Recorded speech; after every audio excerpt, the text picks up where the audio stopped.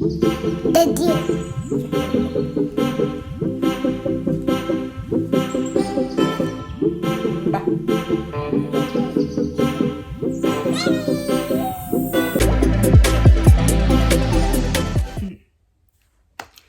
so what go on, everybody? What's up? What's up? How is your week going? How is life?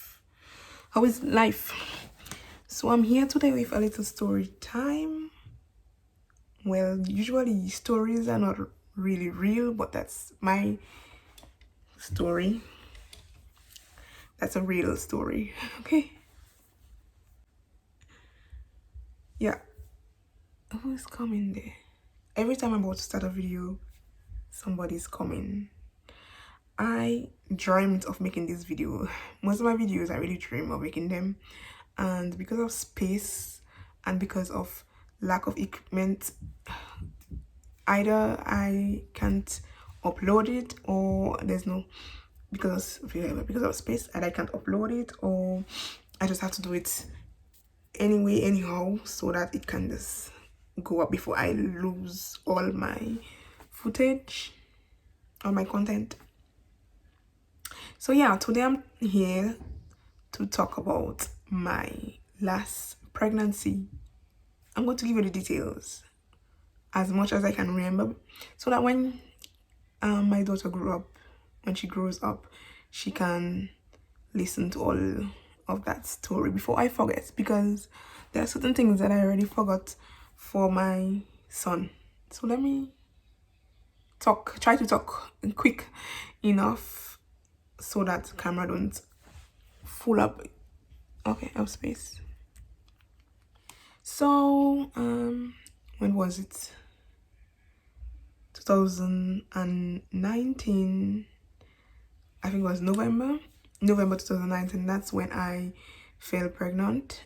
And you know, when you're grown up now and you say certain things or certain words, it feels weird. Yeah, so I fell pregnant in 2019 November.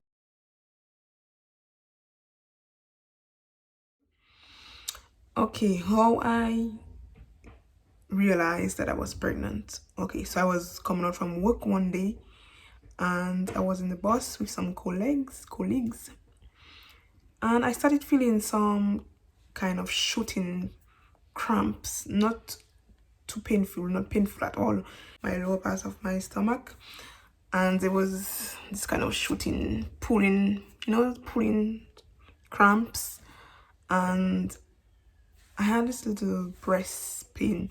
Usually when I get breast ache is when I'm about to get my period. So I wasn't two things that make me realize for sure, like I felt it, it's like I felt it right away, is that shooting cramps that I felt when I was in the bus coming out from work 2019. That same day in the same bus, I was having cravings to eat blue soap. You know that blue soap we used to wash our uniform with? Back home in the Caribbean, we have a blue soap washing our uniform, washing clothes. Well, without I being pregnant, I sometimes just want to eat the blue soap. So that's what made me realize that something was going on down there. So from that point on, like maybe 2 months pregnancy, not even all that, that's when hell started. The symptoms started kicking in early as possible, like quick, no wasting time. This child was so busy. So I started having nausea. Nausea, that was the worst time of my life. I had nausea so bad. I used to vomit whole day, every day. That's all I could do for about 4 months. I lost weight, then I gained back weight at the end of my pregnancy, but I lost a lot of weight. Already at that time, I wasn't that thick. I had a little bum, but I wasn't thick. That's the first time I'm thick like that, you know. After having Kenya, all the pregnancy fat is poof. So I'm fat.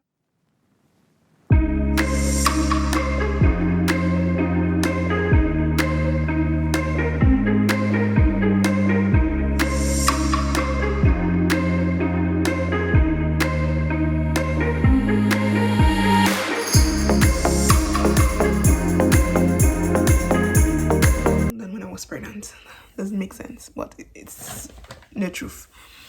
Yeah, so I started having nausea and I was like a ghost. I was like a zombie. All I could do is lie down, lie down, lie down. I had a bad flu at the beginning of my pregnancy, a bad cold. I was knocked the hell out. And I was basically alone with my son. Maybe not alone in the house, but I was alone. And yeah, it was a very difficult time for me. And what could I say? I keep saying because I have to restart the brain. I don't want to miss any details. So yeah, I started having nausea and I started having feeling to spit. All I could do for like about 3 months was spitting. I could spit now and I want to spit like just after. And I had bad I was taking smells of everything. So if somebody was talking to me, I could take the smell of their mouth. I could know somebody from a distance was coming. The smell was strong, extremely strong. So that's one of the things I had for kidding as well, is strong smell. It was horrible. So I could barely do anything. I was exhausted. For my pregnancy with kidden, I was tired, yes. And at one point, I just wanted to eat bananas and macaroni and salt. So with my pregnancy with Kenya, I was trying to find every single thing to cut the nausea. Dry crackers worked for like a week, and then I had to find something else. Fruit Loops work for me perfectly. Mints and this type of things. I used to buy a bottle of Coca-Cola because I had gas. When I tell you I had gas. Kaden was really tired of me. Kaden was like, "Mommy, encore, again." Sometimes he used to laugh, but sometimes he was so fed up because all I could do is pass gas, whether it's in my bottom or in my mouth, gas. And it was disgusting. He was so fed up because it's not something I usually do in front of him, especially. So he's like, "Come on, encore. T'en as pas marre? Fed up of farting, I had nausea so bad that I had to go to the emergency room. I went to the emergency room. It was New Year's, and the next day was supposed to be my birthday. And I was all alone in the hospital waiting. I waited for hours, and it was very late night, all by myself, waiting so that they could give me something for that nausea, because I could barely hold anything down. I couldn't, even water, I was vomiting water. So with Kaden, thing I couldn't stand the most was toothpaste and cigarette scents. With Kenya was even worse. Cigarette scent, that was the thing I hated the most. Smell. Oh god. Yeah, and I wearing the same top from the other day. Who cares? Who cares? Okay, so with Kenya, because I'm mainly talking about Kenya, I think I will do a part for Kiden, but this is about Kenya, my daughter.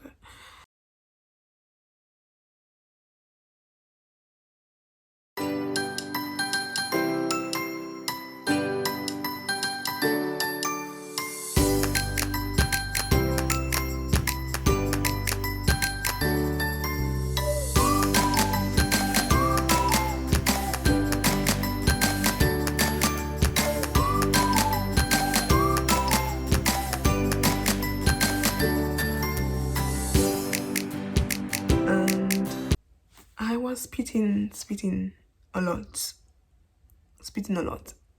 And I was told by my mother that when women spit a lot during pregnancy, it's mostly to be a girl. And she told me that she was going through the almost the same thing with her first daughter, first pregnancy. It wasn't her first pregnancy, but her first pregnancy with her daughter, her first daughter, was horrible, and it's almost the same thing that she was going through. Apparently, girls' pregnancy worse than boys' pregnancy, and she gave me a few advice, which was nice. And for me as well, when she was pregnant with me, I almost died. Thanks God. That's why I don't take people's shit, because I'm lucky to be alive. I overstayed in her stomach. I almost killed her as well. So yeah. So Kaden used to like to eat carrots, and sometimes he used to get up at night asking for carrot, raw carrot, eating carrot. So one time I just get up and get carrots for him, I think, and I also saw that somewhere, and I started eating carrots, and I realized that spitting was calming down, and I checked like, okay.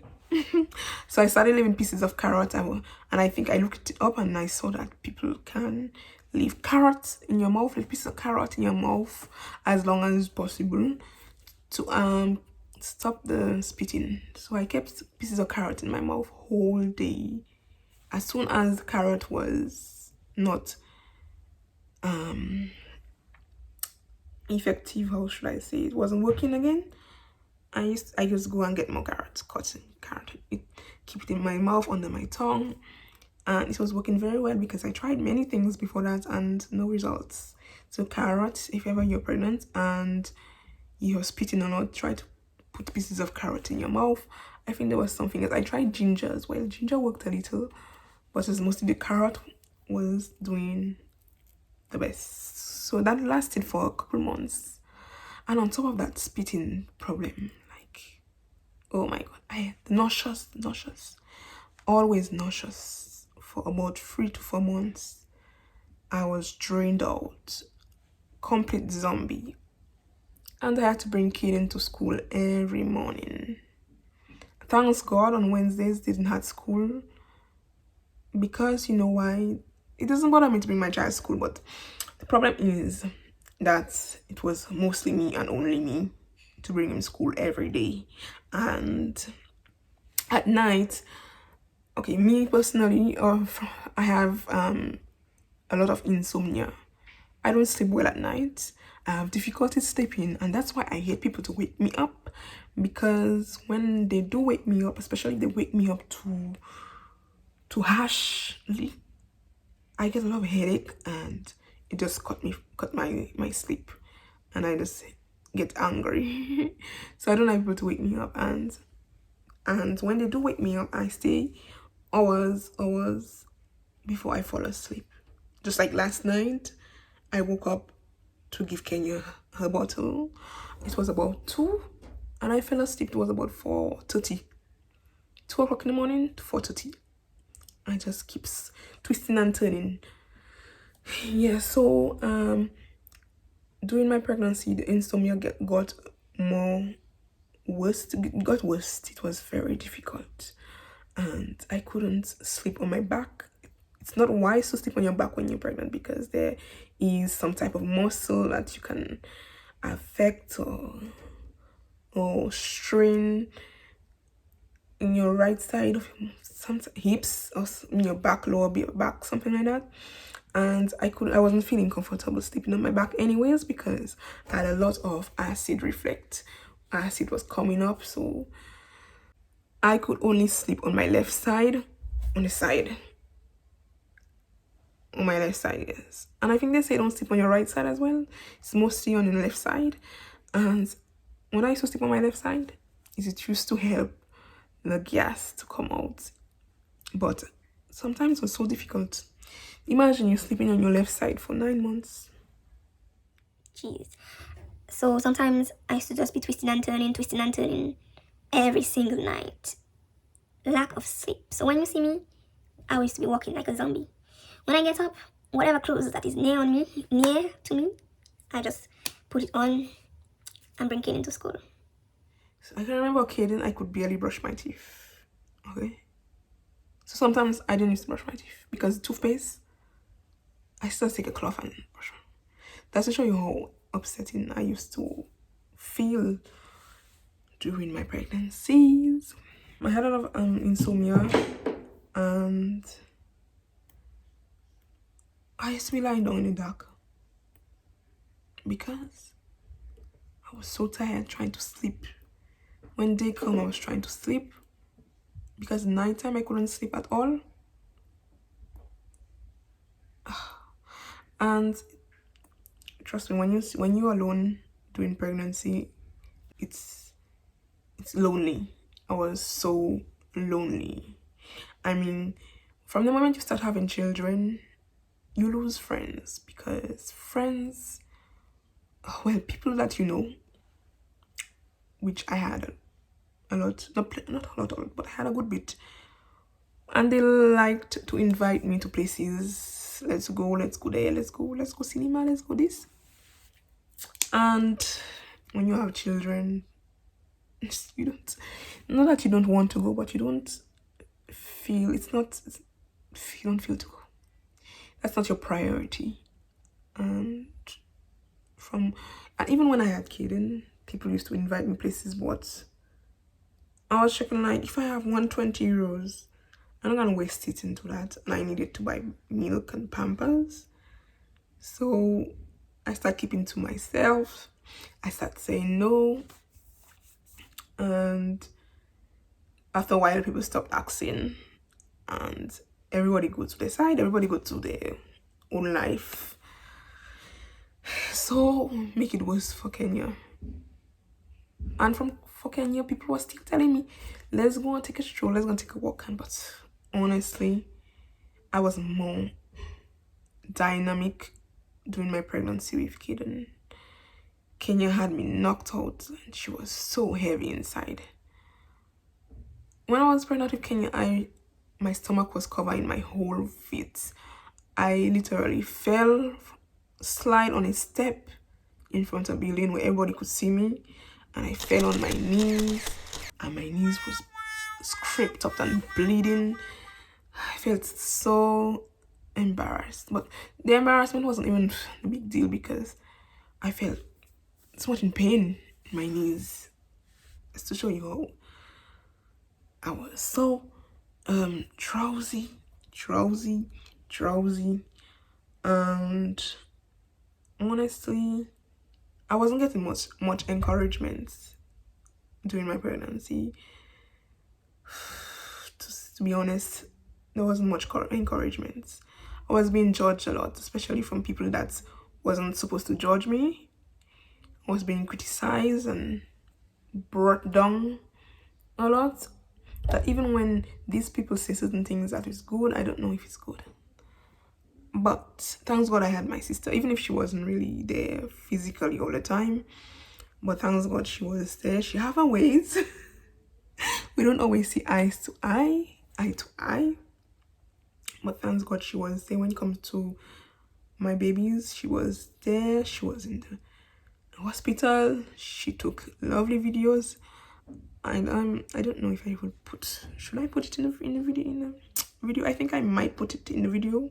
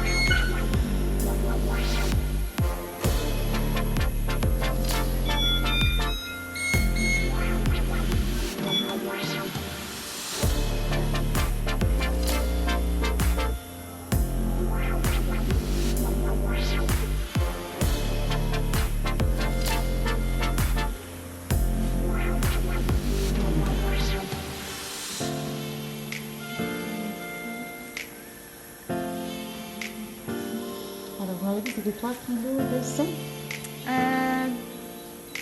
3 kg 220, oui, c'est ça, non?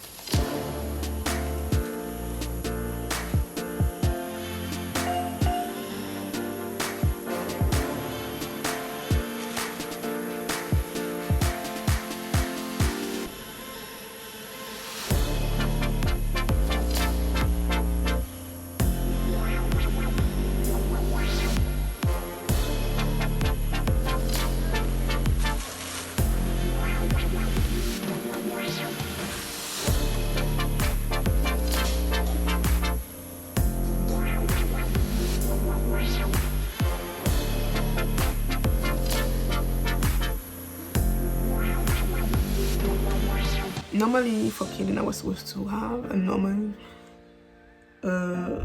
vaginal birth, but things didn't go as planned and I had to go and do an emergency C-section, and my sister was in the room with me when I started pushing normally, and I wanted her to be there with me because I had nobody. I was all by myself. Nobody wasn't there. I had no news from nobody wasn't calling me, nobody just trusts me, my son. After a while, especially after a certain while, just my son, my family really encouraged me when it comes to my kids. And emotionally, I would not say physically, my sister was there a lot. She brought me to the hospital for both of my kids. I also have a video that she made of Kaden when he had just born.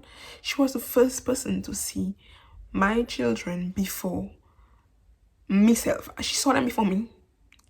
No, Kenya, I saw Kenya before her. I saw Kenya before her, but Kaden, she saw Kaden before me.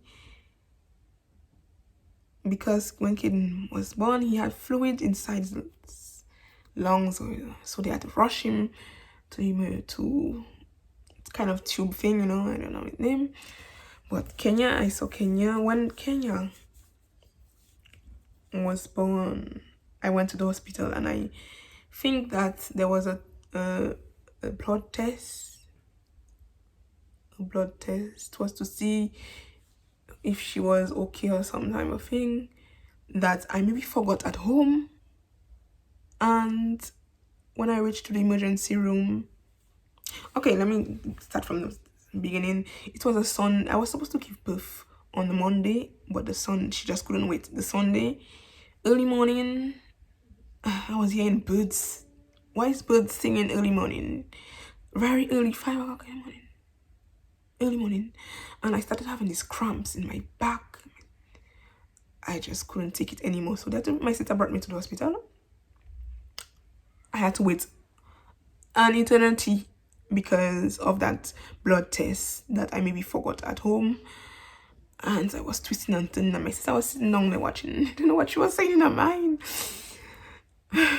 But finally they made me do the test over in the hospital, and everything was okay. So then after that, but I waited like, imagine waiting about an hour, 2 hours, about 2 hours waiting with all that pain. The pain really, it shocked me. Trust me, when you make children, you just forget certain things. You just forget. Unless you don't live it again, unless you don't live in the moment, you forget certain things. And the pain was horrible. It was worse than Kaden. I'll compare both of them. I don't care, it's my children. It was worse. And after not waiting all that time, they brought me to the room, and they gave me anesthesia. They only numbed half of my body, so I could see what was going on. I could hear everything. For Kaden as well, I could hear everything.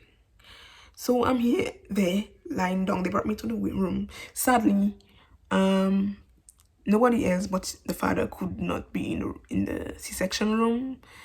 So sadly, my sister wasn't able to attend in both of my my births. I would have loved for her to see and film, but she could not enter. But for Kaden, she was in the room when I started pushing normally because I thought I was going to give normal birth. So they brought me in the room and I was lying down there hearing these people talking about their life. The surgeon was cutting me. I wasn't feeling the pain, but I could feel something, but not painful. I could feel. And if you touch on my stomach area, that's why my stomach is so big. So all these people was criticizing me right now. I don't really care how much children you make, how much birth you make, how much children you got already. Yeah, so when you touch around my stomach right now, you can feel it numb. You don't have much sensation around that area. And my scar had difficulties curing. So I was there lying down in the room whilst they was taking out Kenya off my stomach, and these people was talking about their life. There was two nurses on top of my head talking about, how is your daughter, how is your child, oh, she growing up and this and that. And I was like, people can. At the same time I was like, shut the hell up. But at the same time I'm listening. Yeah, okay, so she have a daughter, yeah, right, so she can maybe understand. And the surgeon was also talking with, because I couldn't see what they was doing, but I could see the surgeon head, but there was something blocking me for me not to see the cut, okay, which is normal. It was the same for Kaden as well. So these people are talking about their life. Anyways, Kenya got out. They gave me her a little minute, for a few minutes, just for her to feel my warmth. So I held her. I held Kenya for just a few. When I saw Kenya, oh my god, it was so emotional. Just so emotional. She had the wrong head. Her head was so wrong, and she was so hairy. Her ears was so pointed. You could see directly who she looks like. Okay, up to now. And she had a lot of birthmarks. So I'm not sure if we took that from my mother, but my sister as well. We have a lot of birthmarks. Now Kenya, you don't really see the birthmarks, but she had a lot of birthmarks. Her legs, her bottom. I think she has some on her bottom right now. And both of my children have a birthmark on their left foot. So if something has to happen, I think I'll recognize them by their birthmark on their foot. Behind, she has a little kind of wrong circle, and Kaden has I think it's a kind of design, whatever. So she had a lot of birthmark all on her legs, all on her bottom. I think my sister has as well, and me as well. I have it on my bottom, has 2 different colors. My back as well has 2 different colors. It's birthmark. So all these people judging me, my body. You know nothing. You don't know me. You don't know my life. Yes. So, and my nephew as well has a lot of. I have a nephew. His mother as well had a lot of birthmarks, and he has a lot of birthmarks on his foot. Anyways, so when I hold her, she was a little pale, which is normal, really pale, like a dark pale, like blood pale. She didn't have a lot of mucus. When Kenya was born, I didn't have problem of taking out, I forgot the name, but taking out things, the kind of dry thing in her head. She didn't really have that, didn't have nothing like that. And people were telling me it will come after, but it did not. She barely had like a little bit more, less than Kaden, really less than Kaden. She never really had. I never really had to take out pieces of thing, like barely. She barely had. And then when I held her for a few, they took her and they brought her to the room. Kenya stayed hungry for a while because I had told them people that I wanted to give her only breast milk, but my milk wasn't flowing enough, so she stayed hungry for a little while.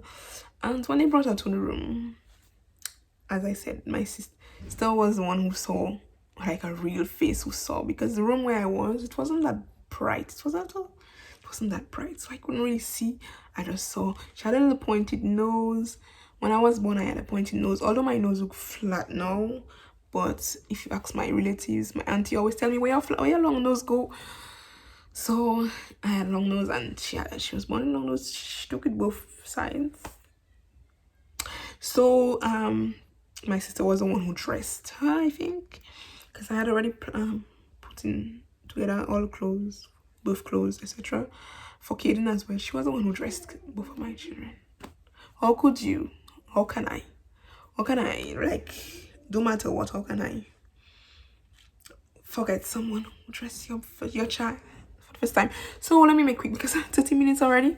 So I might maybe not give all the details right now. So I was alone during my pregnancy, alone, carried my child by myself, and I was alone all this time. All alone. And it was horrible. Like, as I said, I was knocked out, tired, vomiting my guts all the freaking time. I was drained. Like, you cannot imagine how I was drained out. I was lonely and sad and crying all the freaking time that people used to tell me, stop nagging.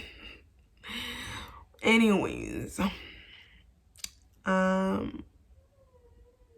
after that day, when they stitched me up, everything, I finally woke up. Meanwhile, my sister had Kenya, just like that she had Kaden. Same thing happened with Kaden. After the stitch, I woke up in a room like it was like a hallway, and there was nurses walking, everybody walking all about.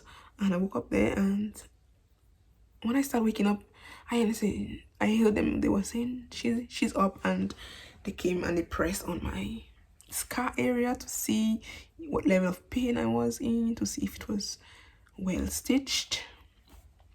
That was hurting. It's horrible. Yeah, so after I stayed a couple of days in the hospital, and I slept like a freaking... I slept because after not sleeping properly for 9 months, I slept. And that child was so greedy. Kenya was greedy. She was still greedy. Nothing wasn't full in her stomach. I had to give her milk, like from 3 months, milk, direct. I had to give her cereal, not milk, I mean like cereal.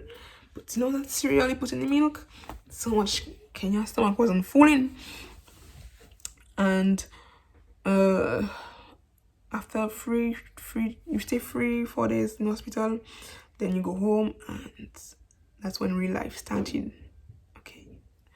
And it was during Corona time, so not much people could have come to visit. Only close relatives and close family. One, my sister alone, that could come if the other parent wasn't there. So, and that C-section was horrible. Imagine taking care of your child. There are people doing it every day, every single day. But just imagine all by yourself with a toddler and a newborn and a C-section. That's what life was for me. After I look for my child, I'm the one who looked for my child. But I'm just saying that it wasn't that easy, and the scar didn't even want to cure. There were nurses coming at home to give me injections. I even had to take in my own. I take injection on my own. I just so much, like, I didn't really care. I just inject my own self. The nurse started coming. That was 2 nurses, one for Kenya and one for myself for the scar. After a while, the nurse was just coming to give me injection. After a while, I was like, I can't do that by myself, so let me just inject myself on my own.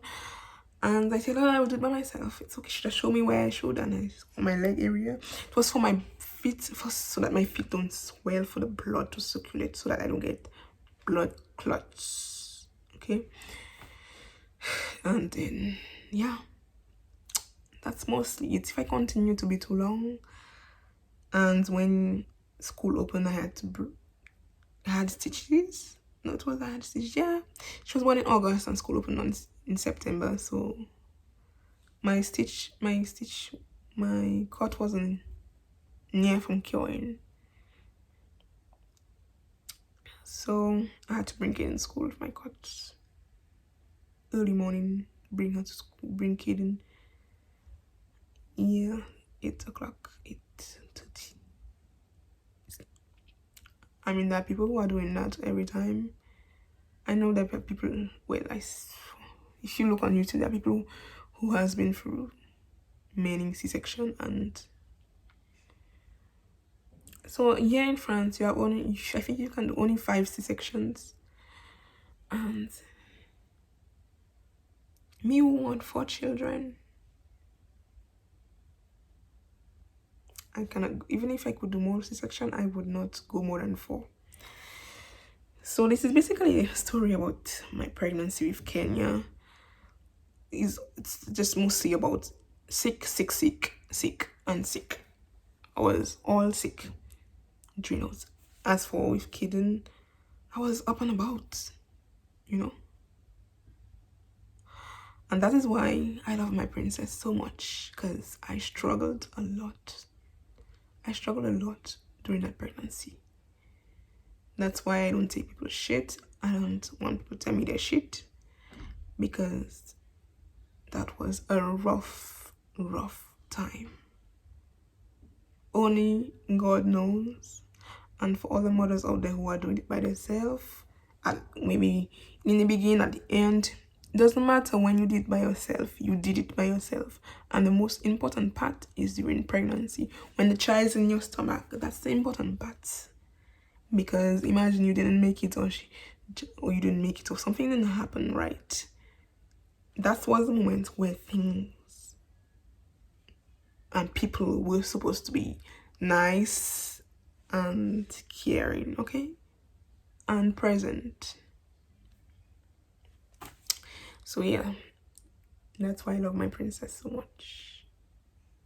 Because she gave me a rough time, and she's so dynamic right now. She's so active, so intelligente, so intelligent. She's a princess. Thanks God for having a daughter. Both of my children are adorable. If you get to know both of them, just adorable. So sweet, so kind. I wouldn't ask for anything. That's why I want to protect them so much. Even if sometimes they get on my nerves, especially kidding sometimes. But Kenya is giving me a very much harder time than Kaden when he was smaller.